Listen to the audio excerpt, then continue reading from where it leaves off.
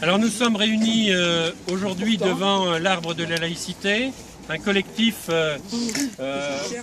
des associations laïques molusonnais qui est représenté ce matin par Jean-Pierre Bouissou qui représente l'association Jean Zé d'hier et d'aujourd'hui, Colette Delhomme qui représente la Ligue des droits de l'homme, Jacques Combeau qui représente l'association locale des DDEN, délégués départementaux de l'éducation nationale, Bernard Clost qui représentera le patronage laïque de Molusson et moi-même qui représenterai le cercle Condorcet de Molusson. Alors si nous sommes réunis aujourd'hui au pied de cet arbre de la laïcité, c'est parce qu'après les assassinats de début janvier, certains intellectuels et élus s'efforcent de nous présenter le mot laïcité comme une insupportable agression. Pour nous, il est clair que la violence se situe plutôt du côté de ceux qui refusent de reconnaître les lois de la République, car la laïcité est bien définie par la loi, celle du 9 décembre, loi dite de séparation des Églises et de l'État. Et il me paraît utile de rappeler les articles 1 et 2. Article 1. La République assure la liberté de conscience. Elle garantit le libre exercice des cultes sous les seules restrictions édictées ci-après dans l'intérêt de l'ordre public. Article 2. La République ne reconnaît, ne salarie, ni ne subventionne aucun culte. En conséquence, à partir du 1er janvier qui suivra la promulgation de la présente loi, seront supprimés les budgets de l'État, des départements et des communes. Toutes dépenses relatives à l'exercice des cultes pourront toutefois être inscrites au dit budget. Les dépenses relatives à des services d'aumônerie et destinées à assurer le libre exercice des cultes dans des établissements publics tels que lycées, collèges, écoles, hospices, asiles et prisons.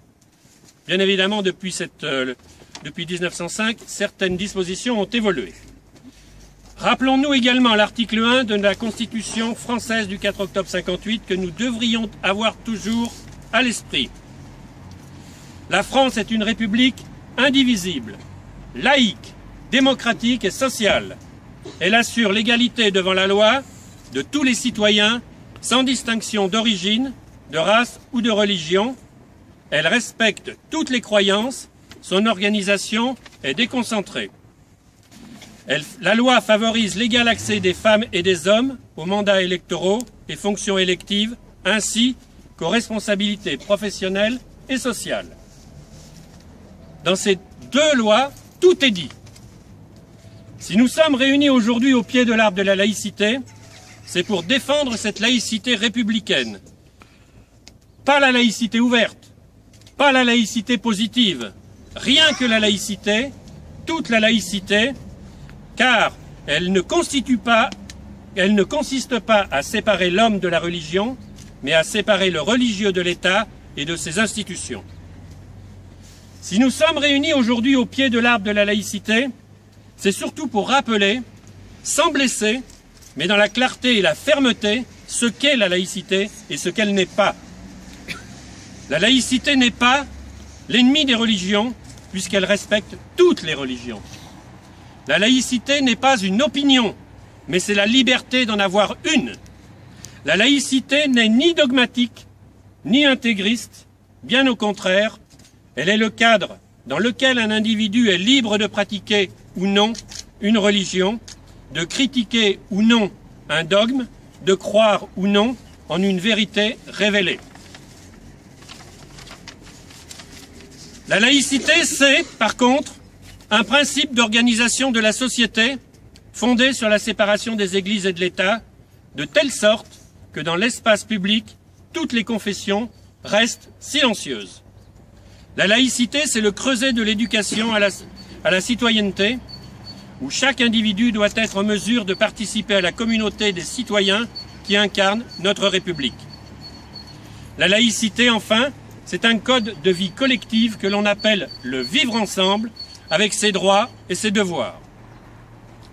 Si nous sommes réunis aujourd'hui au pied de cet arbre de la laïcité, c'est donc pour rappeler haut et fort que la laïcité promeut le vivre ensemble, et cela sur la base de 3 principes. 1. la liberté de conscience qui reconnaît à chacun le droit de croire ou de ne pas croire. 2. L'égalité des droits pour tous, sans distinction de couleur, d'origine ou de religion. 3. L'universalisme républicain qui exclut tout particularisme et qui permet par le débat démocratique de surmonter les divisions politiques et de fonder la légitimité de notre République. Si nous sommes réunis aujourd'hui, mes amis, au pied de cet arbre de la laïcité, c'est que nous croyons en toutes ces valeurs. Que vive partout la laïcité.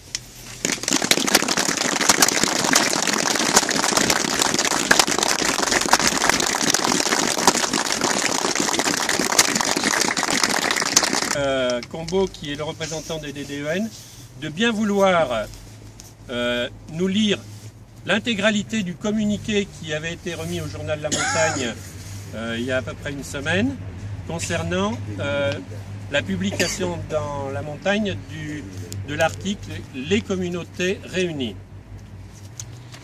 Alors voici donc ce communiqué du collectif Laïcité Montluçonnais.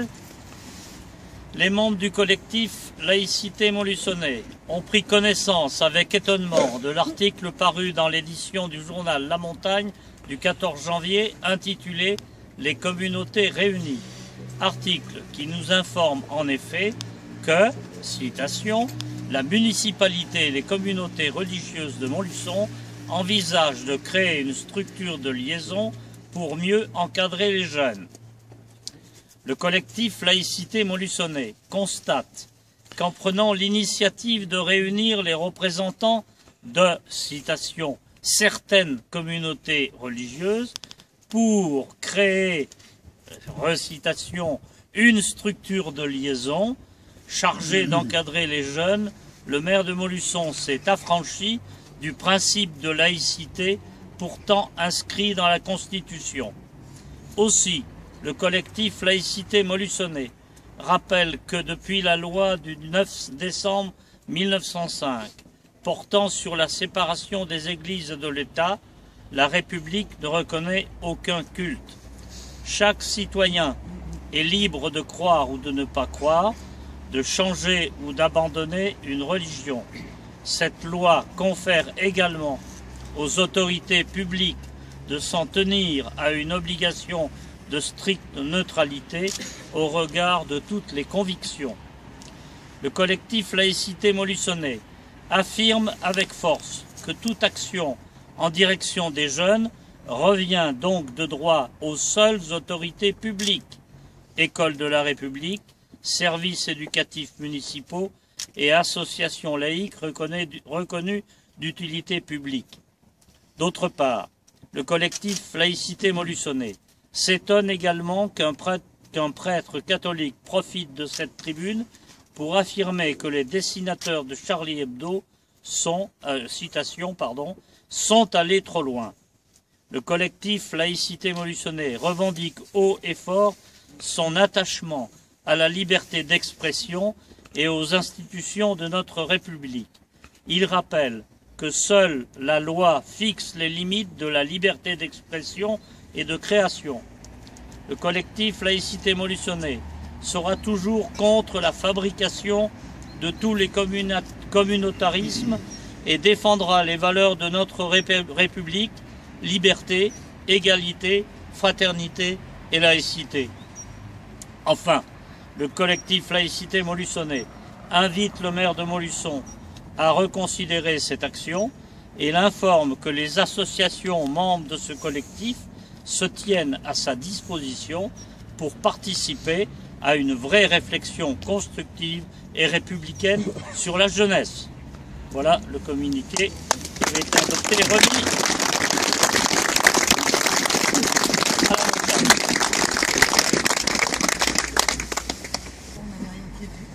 Vous n'avez rien prévu? Les députés. Je suis moins grand que Jean-Pierre, alors je vais monter sur la...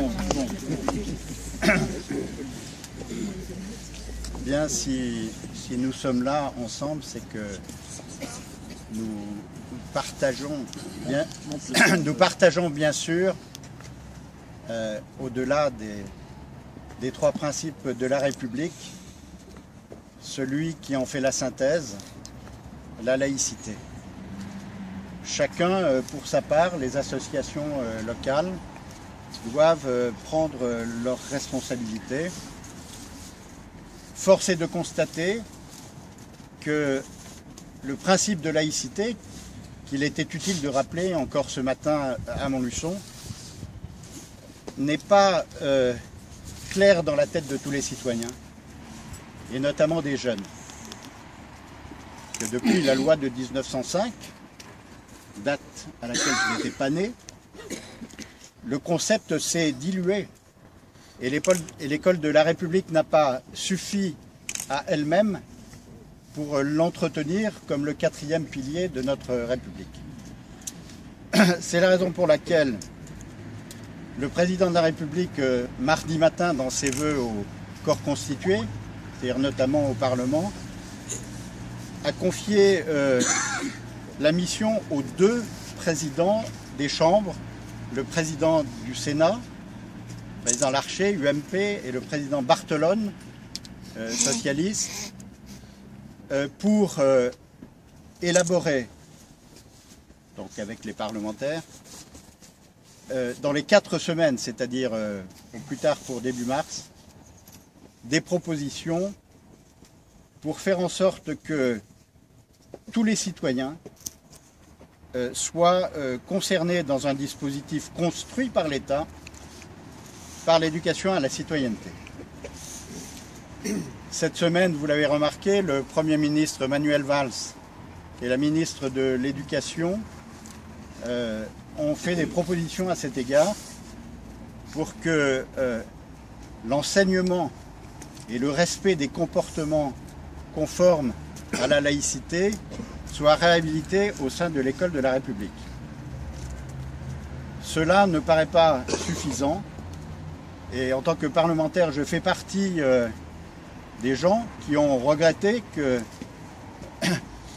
dans les années 2000, les années 90 plus exactement, si la professionnalisation de nos armées était justifiée et si Jacques Chirac a pris cette décision qui a fait sortir des casernes le dernier appelé du contingent en 2001, pour autant il aurait été utile que l'État propose une solution alternative et avec un certain nombre de citoyens, je pense à tout le mouvement qui s'est organisé autour de Max Armanet, je pense au rôle qu'a joué Martin Hirsch à l'époque au gouvernement, moi étant député de l'opposition, pour reconstruire un service national non militaire, c'est-à-dire civil, qui est devenu civique, où puisse être dispensée une éducation à la citoyenneté, et donc rappeler, bien sûr,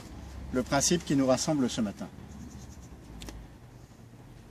Donc, dès mardi, je me suis mis à la disposition de Claude Barthelone, puisque moi je suis député, pour que nous travaillions à ces propositions.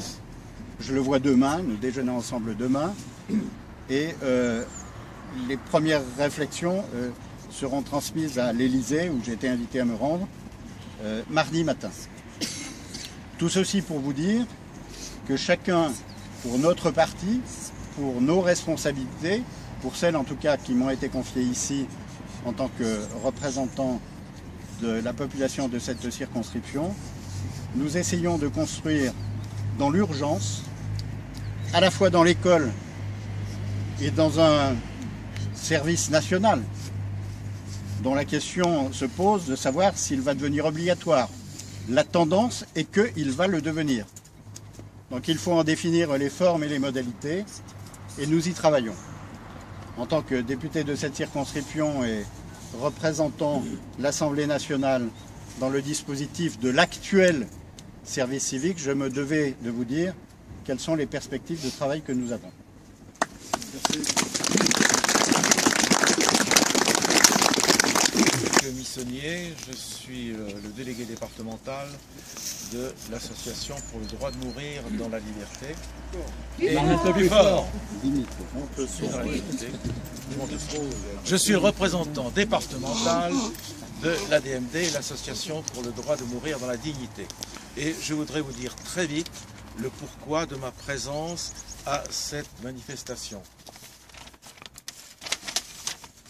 Donc l'ADMD, l'Association pour le droit de mourir dans la dignité, milite afin que chacun puisse décider des conditions de sa fin de vie. Les uns feront appel aux soins palliatifs lorsqu'ils existent.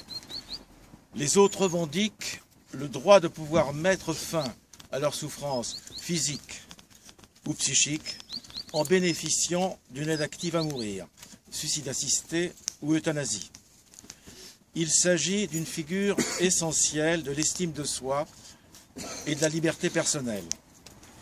Liberté identique à celle de la femme lorsqu'elle revendique « Mon corps m'appartient, un enfant quand je veux, si je veux ». S'arrogeant un droit de regard sur la façon dont tous les hommes, et pas seulement leurs fidèles, conduisent leur vie, les religions monothéistes entendent également régenter leur fin de vie. C'est ainsi qu'actuellement, l'Église catholique en France pèse de tout son poids afin d'empêcher toute avancée sur les questions de fin de vie, la sacralisant, disant que, venant de Dieu, seul Dieu peut la reprendre. Ce débat éthique doit se laïciser en s'émancipant d'une approche religieuse. L'ADMD revendique le droit, pour ceux qui le souhaitent, d'exercer cette ultime liberté, car il s'agit d'un droit privé inaliénable. Son combat se situe résolument dans le camp laïque. Merci.